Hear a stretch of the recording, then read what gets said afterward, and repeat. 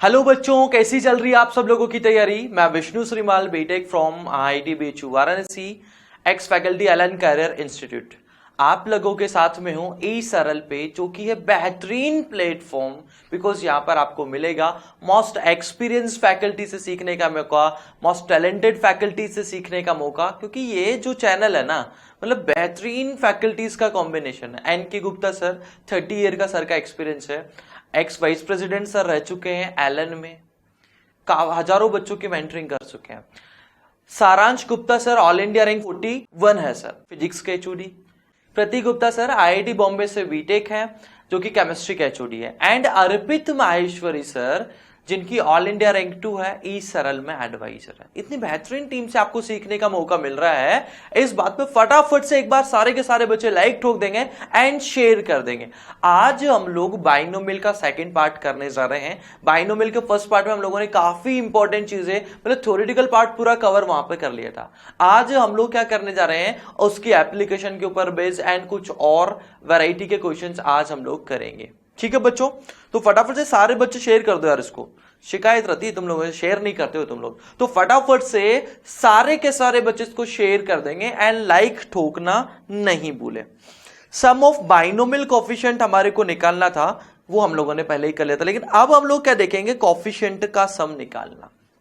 Like 5 power p 4 power q power n है। इसमें हमारे को क्या बोला है, सम ऑफ कॉफिशिएंट हमारे को पूछा। सम ऑफ कॉफिशिएंट अगर हमारे से पूछा, जरा ध्यान से देखना भाई, इसका एक्सपेंशन अगर मैं लिख देता हूं, मैंने पहले भी इस चीज का जिक्र किया था कि जो कांस्टेंट होते हैं ना बाइनोमियल एक्सप्रेशन में, लाइक यहां पर 5 है, 4 है, इनका भी रोल होता है कॉफिशिएंट में। तो कॉफिशिएंट अगर मैं लिखूंगा तो NC0 5 power n, NC1 5 power n minus 1 4 power 1, NC2 5 power n minus 2 4 power 2, ये होते हैं कॉफिशिएंट। और ये जो पार्ट होता है NC0 NC1, इनको हम लोग बाइनोमियल कॉफिशिएंट बोलते हैं। अब हमारे से पूछा क्या कि कॉफिशिएंट का सम निकालो भाई साहब। तो कॉफिशिएंट का सम निकालना यानी इनका सम निकालना, यानी ये वाला पार्ट हमारे को खत्म करना है। इसको खत्म करने का सबसे बेहतरीन तरीका है, दोनों की वैल्यू को आपको क्या पुट कर दो, 1 पुट कर दो। तो P equal to Q equal to 1 put करेंगे तो ये कॉफिशिएंट का सम हमारा निकल जाएगा। एंड सम ऑफ कॉफिशिएंट कितना आ जाएगा, सम ऑफ कॉफिशिएंट हो जाएगा, वैल्यू 1 पुट करेंगे तो 5 प्लस 4 टू द पावर 9 यानी 9 टू द पावर n हो जाएगा। 5 plus 4 to the power n यानी 9 टू द पावर n हो जाएगा। तो ये चीज आपको ध्यान रखना है। सम ऑफ कॉफिशिएंट निकालने के लिए जो वेरिएबल है उनको आप क्या पुट कर दो, 1 पुट कर दो।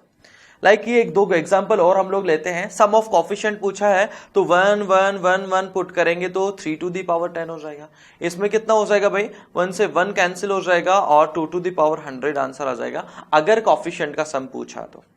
ठीक है, sum of coefficient with even suffix अगर आपको निकालना है तो x की वैल्यू 1 पुट करो, वेरिएबल की वैल्यू -1 पुट करो, दोनों को जोड़ दो, इवन सफिक्स का सम आ जाएगा 2 हो जाएगा।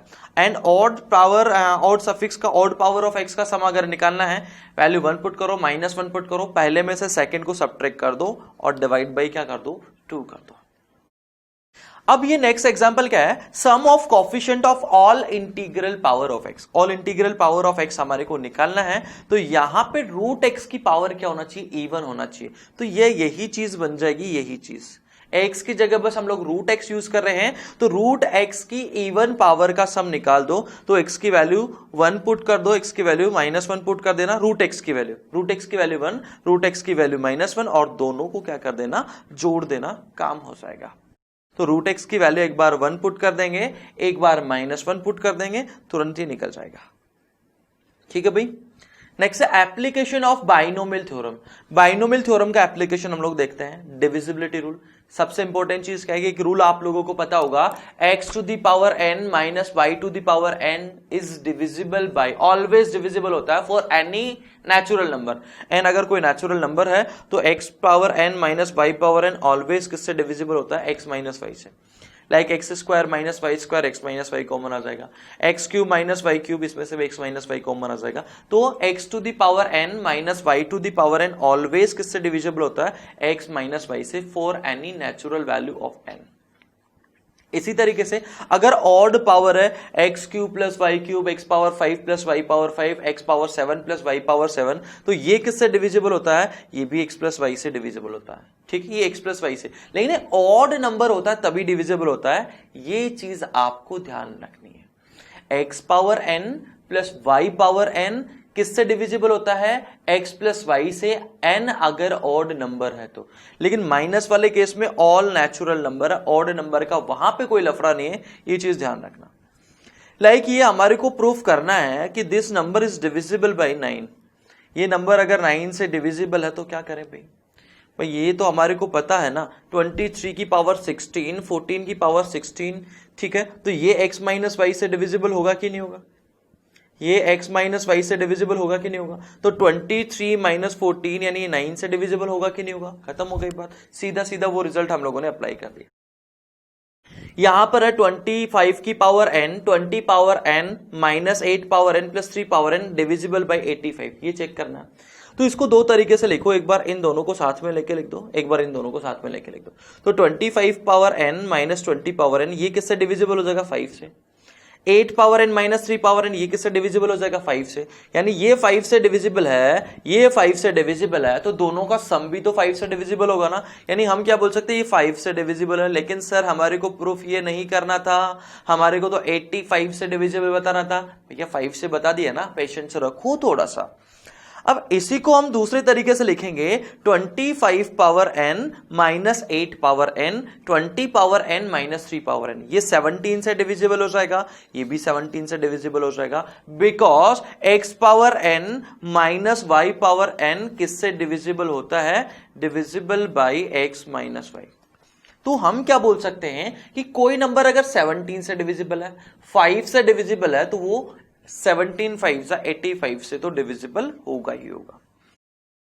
इसको चेक करना, 3 to the power 2n plus 2 minus 8n minus 9, इसको डिविजिबिलिटी चेक करना 64 से। तो इसको मैं क्या लिख रहा हूं, जरा ध्यान से समझना। यहां पर इसको हम लोग क्या लिखेंगे भाई, यहां से 3 स्क्वायर अलग कर देंगे, 3 to the power 2n। 3 to the power 2n का मतलब हो जाएगा 9 पावर n, और 9 पावर n को लिख देंगे 1 plus 8 to the power n, ये लिख दिया। अब इसके बाद में इसमें लगा दो आप बाइनोमियल एक्सपेंशन। बाइनोमियल एक्सपेंशन लगाओगे, 9 तो बाहर है, NC0, NC1, 8, NC2, 8 square, NC3, 8 cube and so on, minus 8n, ये वाला पार्ट इधर आ गया। यहां से लेकर यहां तक 8 स्क्वायर हम लोग कॉमन ले सकते हैं, यानी 64 कॉमन ले सकते हैं। ले लीजिए सर, 9 बाहर है, मल्टीप्लाई करेंगे तो ये कितना हो जाएगा? 9 प्लस 72n, 9 प्लस 72n, ये जो है यहां से 9 हमने कॉमन लिया ही था, ये 9 जो मल्टीप्लाई अगर होगा तो ये वाला पार्ट जो है इस तरीके से आ जाएगा। अब माइनस 8n है तो यहां पर कितना बच जाएगा? 64n रह जाएगा, माइनस 9 से प्लस 9 कैंसिल हो गए। यहां से क्या 64 कॉमन ले सकते हैं क्या?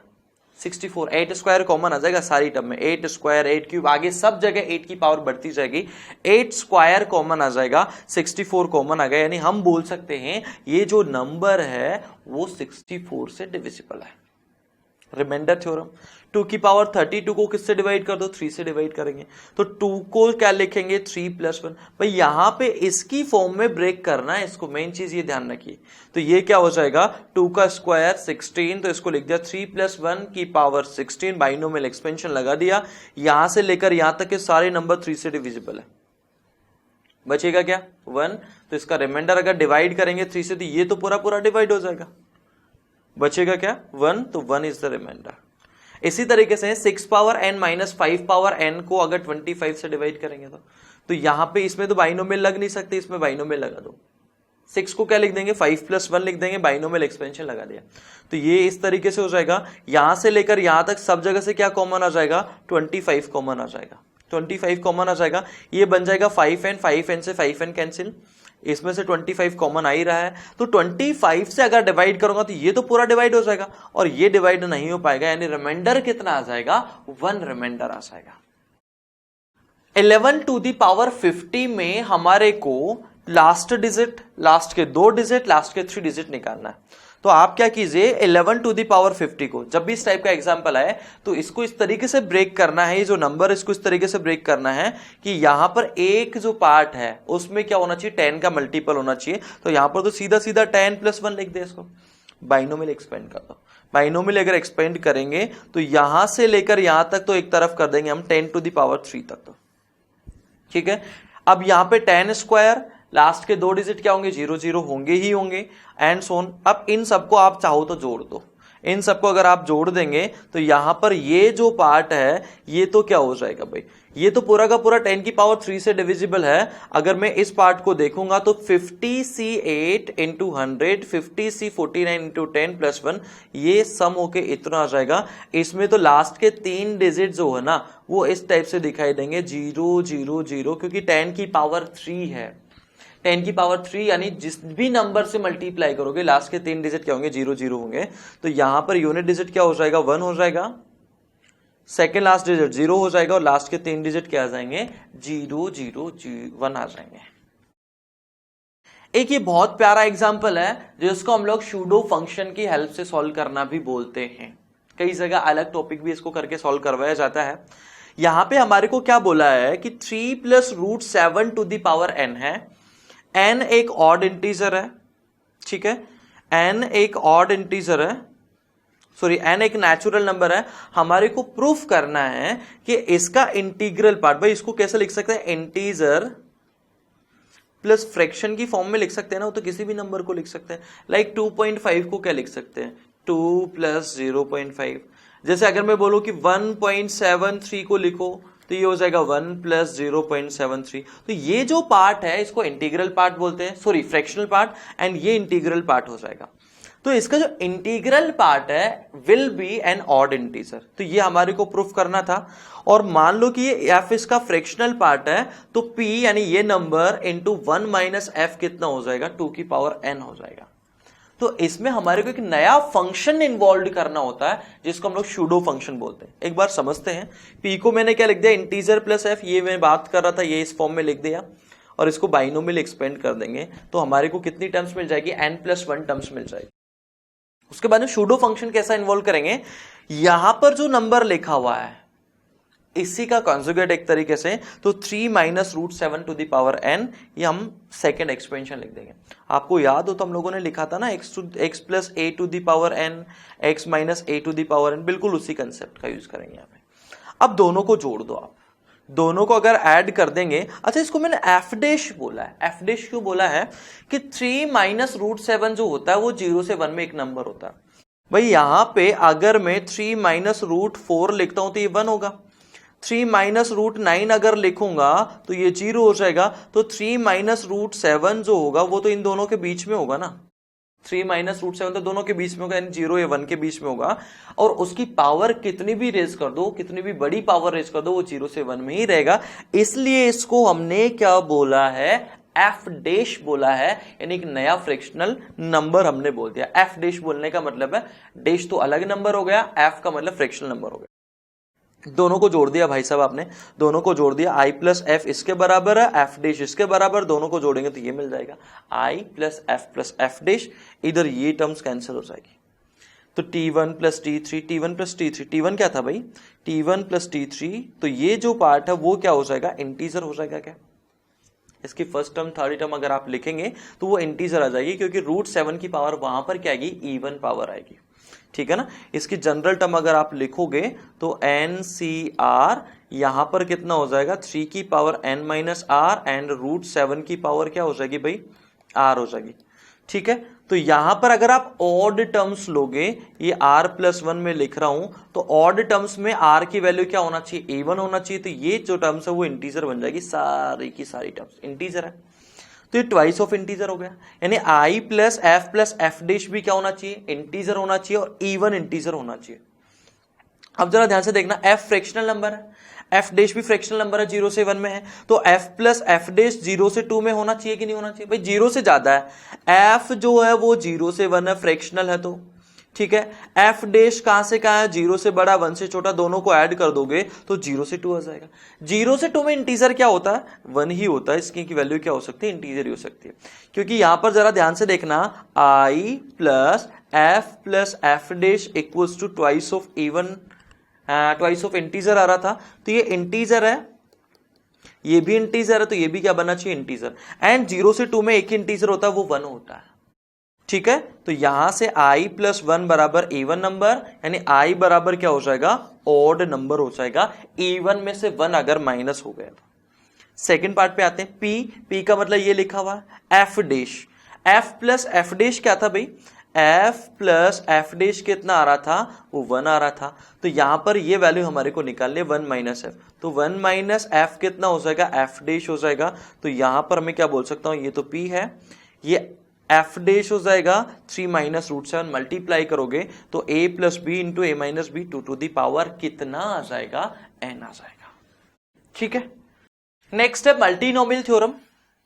मल्टीनोमियल थ्योरम क्या बोलती है, जैसे हम लोग बाइनोमियल थ्योरम 2 वेरिएबल होते हैं, उसमें 3 वेरिएबल, 4 वेरिएबल, 5 वेरिएबल, इस टाइप की अगर आपने को कोई एक्सप्रेशन मिल जाता है, उसकी पावर n होती है, तो उससे रिलेटेड क्वेश्चंस किस तरीके से सोल्व करना है। x plus y to the power n आप लोगों ने देखा ही है, पूरा का पूरा चैप्टर हमारा कंप्लीट हो गया, अब तो ये समझ में आ ही गया होगा।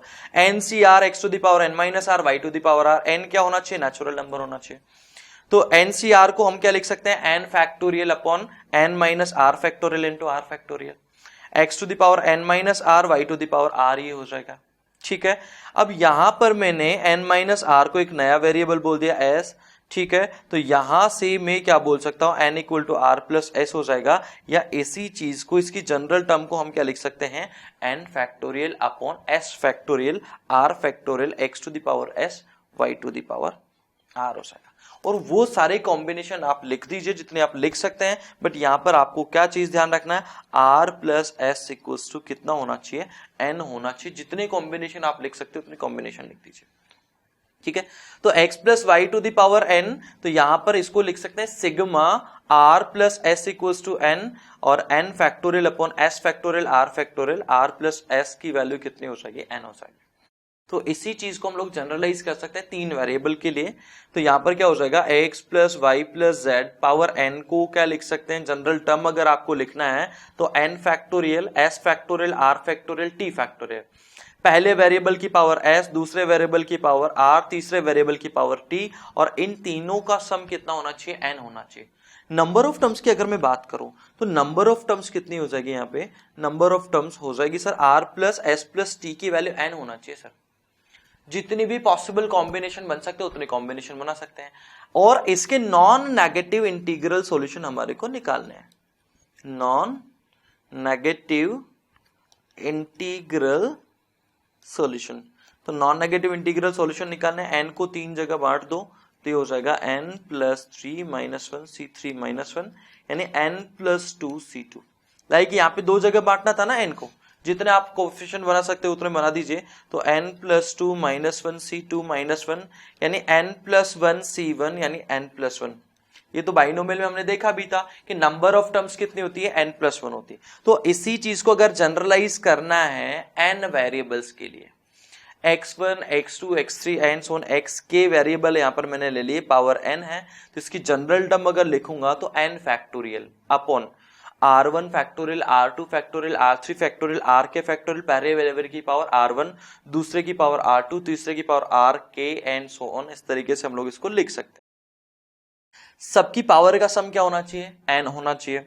नंबर ऑफ टर्म्स अगर हमारे को देखना तो नंबर ऑफ टर्म्स कितने हो जाएगी, n को जितने अलग अलग तरीके से यहां पर इनमें बांटना है बांट दीजिए, यानी r1 plus r2 plus r3 and so on r के नॉन नेगेटिव इंटीग्रल सॉल्यूशंस निकालना है, बैगर्स मेथड्स में यूज कर लेंगे तो ये हो जाएगा। जनरल टर्म ये मैंने लिखना आपको सिखाई दिया ऑलरेडी, एंड यहां पर ये r1 r2 r3 and so on, ये सारे के सारे क्या होना चाहिए, होल नंबर्स होना चाहिए।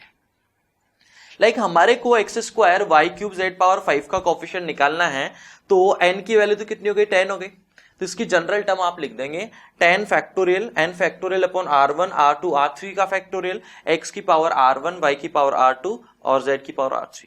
बस इसको इससे कंपेयर कर लो, n इक्वल्स टू 10 हमने पुट कर दिया तो 10 फैक्टोरियल, x की पावर कितनी है, r1 है, तो r1 की वैल्यू 2 हो जाएगी अगर हमारे को x स्क्वायर चाहिए तो।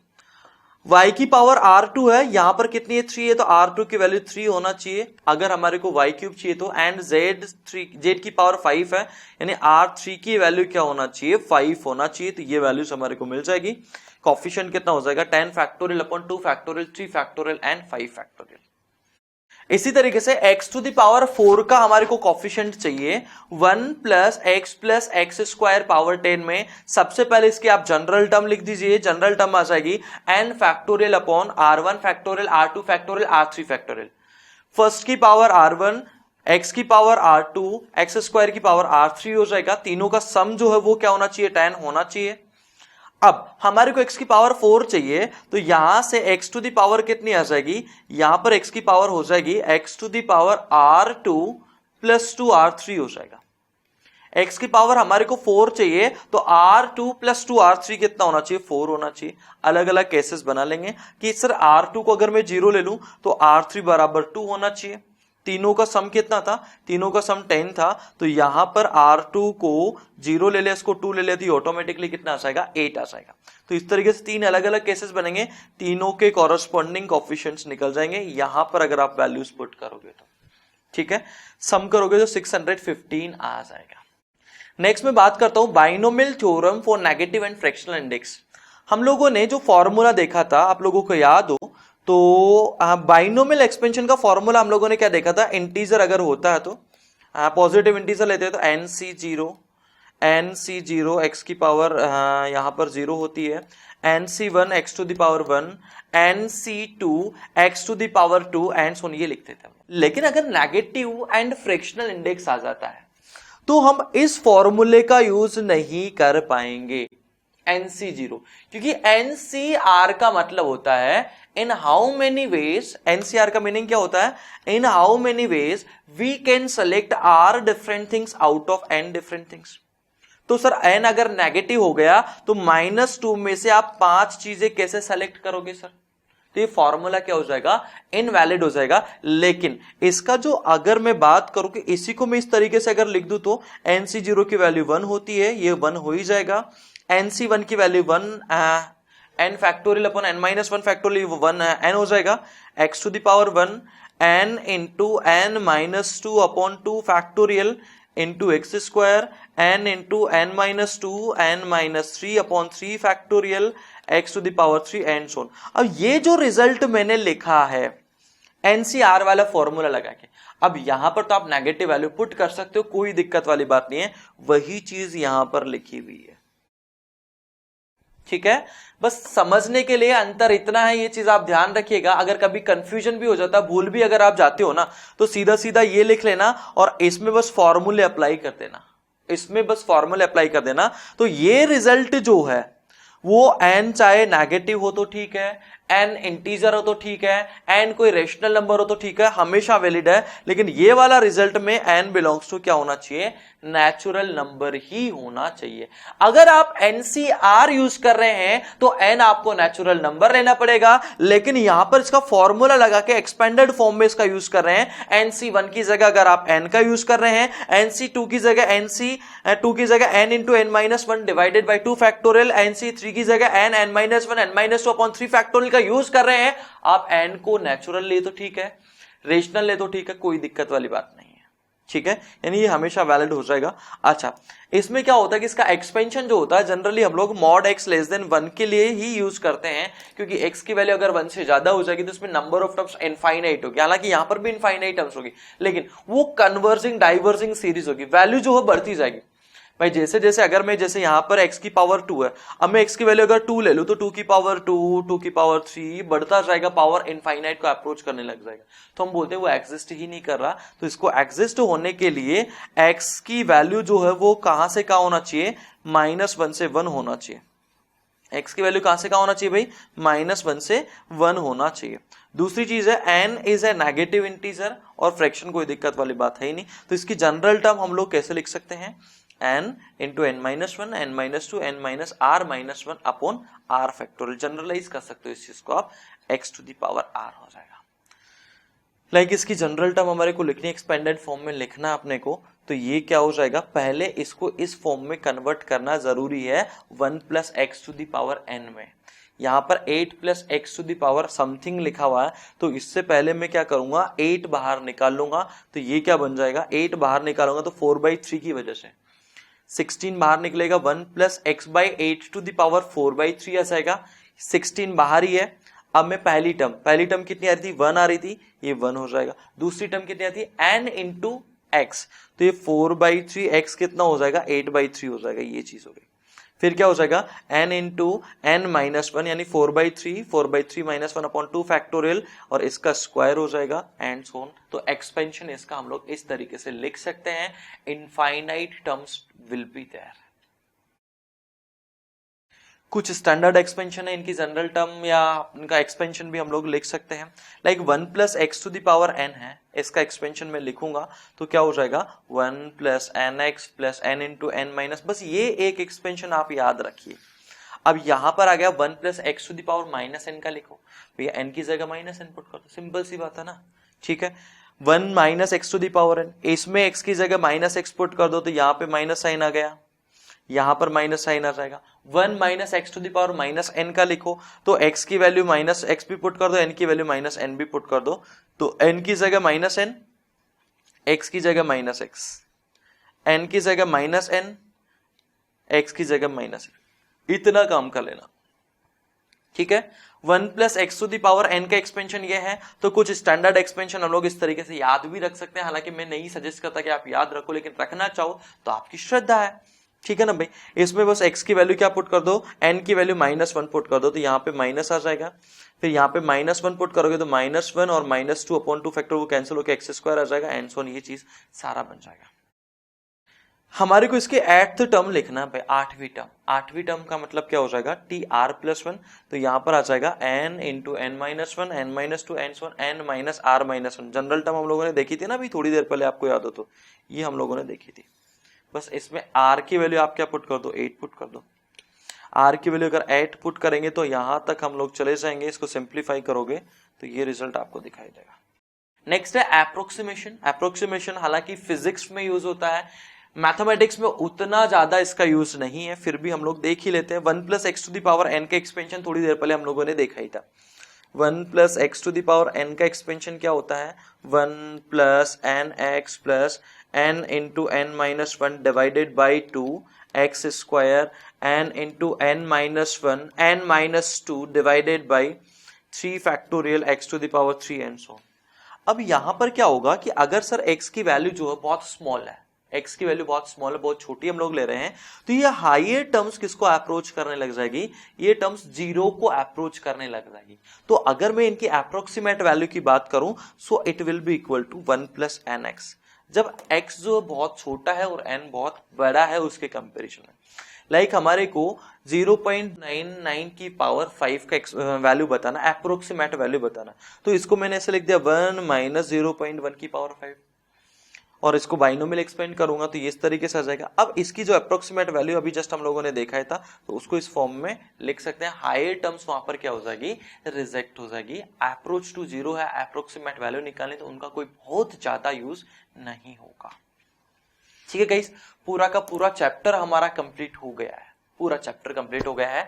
अब हम लोग बात करेंगे माइंड मैप की, बहुत ही बेहतरीन चीज है अगर आप फास्ट रिवीजन करना चाहते हैं तो, ठीक है। स्पेशली सारांश सर ने, एनके गुप्ता सर ने मिलकर डिजाइन किया है ताकि बच्चों का लास्ट टाइम पे रिवीजन जो है वो फास्ट हो जाए। तो आज हम लोगों ने क्या क्या चीजें करी है वो आप सारी चीजें देख लेंगे। पिछले लेक्चर में पिछला जो बाइनोमियल का जो फर्स्ट पार्ट था वो वहां पर था, और ये माइंड मैप जो है आपको कहां पर मिलेंगे, ये माइंड मैप आपको मिल जाएंगे डिस्क्रिप्शन में मिल जाएंगे। तो देखते हैं आज हम लोगों ने क्या क्या देखा।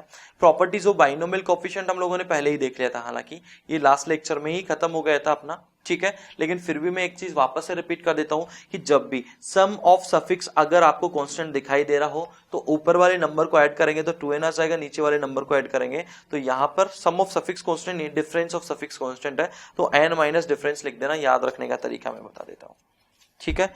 ये सारी चीजें, बाकी ये रिजल्ट याद नहीं रखने हैं आपको, इन रिजल्ट्स को याद रखने की कोई जरूरत नहीं है, बस इनके रिजल्ट किस तरीके से आए वो आपको पता होना चाहिए। सम ऑफ कोएफिशिएंट अगर आपको निकालना है तो x की वैल्यू 1 पुट कर दो, जो भी वेरिएबल है उसकी वैल्यू 1 पुट कर दो, -1 पुट कर दो, डिवाइड बाई 2 कर दो। अगर इवन सफिक्स वाले निकालना है या इवन पावर ऑफ x का निकालना है, अगर ऑड पावर ऑफ x का निकालना है, x की वैल्यू 1 पुट कर दो, जो वेरिएबल उसकी वैल्यू 1, एक बार -1 और सब्ट्रैक्ट कर दो। एप्लीकेशन ऑफ बाइनोमियल थ्योरम में डिविजिबिलिटी रूल हम लोगों ने देखा, x power n minus y power n सारे नेचुरल नंबर के लिए x माइनस y से डिविजिबल होता है, x power n plus y power n सिर्फ ऑड इंटीजर के लिए x प्लस वाई से डिविजिबल होता है। मल्टीनोमियल थ्योरम में हम लोगों ने क्या देखा कि अगर मेरे को यहां पर x plus one x1 x2 x3 and so on xk है, n वेरिएबल्स k वेरिएबल्स है, पावर n है, तो इसकी जनरल टर्म लिखनी तो क्या लिख सकता हूं, n फैक्टोरियल अपॉन पहले वेरिएबल की पावर, जनरली हम लोग r1 बोल रहे हैं तो r1 factorial r2 factorial r3 factorial rk factorial, first variable की पावर r1, दूसरे वेरिएबल की पावर r2, तीसरे वेरिएबल की power r3 and so on ये लिख सकते हैं। ठीक है, r1 plus r2 plus r3 सारे का सम कितना होना चाहिए, n होना चाहिए, और ये मैंने जनरल टर्म पहले ही बता दी। नंबर ऑफ टर्म्स कितनी हो सकेगी, जितने अलग अलग तरीके से, यहां पर ये n को हम k वेरिएबल्स में डिस्ट्रीब्यूट कर देंगे, तो ये बैगर्स मेथड का यूज करेंगे तो n plus k minus one C k minus one आ जाएगा। Binomial theorem for negative index या रेशनल इंडेक्स के लिए मैंने बात बताई थी कि आप वही फॉर्मूला याद कीजिए, बस उसको एक्सपेंडेड फॉर्म में, NCR क्या लिखा था हम लोगों ने, 1 plus x to the power n क्या होता है, 1 plus x to the power n होता है C not x to the power 0, फिर आता है C1 x to the power 1, फिर आता है C2 x to the power 2। ये जो फॉर्मूला है किसके लिए वैलिड है, n अगर नेचुरल नंबर है, लेकिन इनका आप फॉर्मूला लगा दीजिए। NC0 की वैल्यू क्या होती है 1, NC1 की वैल्यू क्या होती है n, NC2 की वैल्यू क्या होती है n into n minus one divided by 2 factorial. तो ये जो फॉर्मूला बनेगा, जब इनके फॉर्मूला, ये जो नया रिजल्ट हमारे को मिलेगा फॉर्मूले लगाने के बाद में, NCR की वैल्यू पुट करने के बाद में, वो हमेशा एप्लीकेबल हो जाएगा। ठीक है, ये कुछ इंपॉर्टेंट एक्सपेंशन है, हालांकि ये पहला इंपॉर्टेंट एक्सपेंशन मैं बोलूंगा, बाकी तो अपने आप निकलते ही जाएंगे। ठीक है guys, so thank you so much for watching this video till now. And अब अगर आप लोगों ने अभी तक इसको लाइक नहीं किया तो फटाफट से सारे के सारे बच्चे एक बार लाइक ठोक कर देंगे यार, एंड शेयर जरूर कर दीजिएगा। ठीक है, thank you so much guys, tata bye bye, take care, जय हिंद जय भारत। अगर आप ऐसा ही ऑसम कंटेंट और देखना चाहते हैं तो ई सरल के चैनल को सब्सक्राइब कीजिए। इंडिया की टॉप मोस्ट फैकल्टी से JEE, NEET, class 10th, class 9th की तैयारी करने के लिए ई सरल के ऐप को इंस्टॉल कीजिए। ई सरल है तो सब सरल है।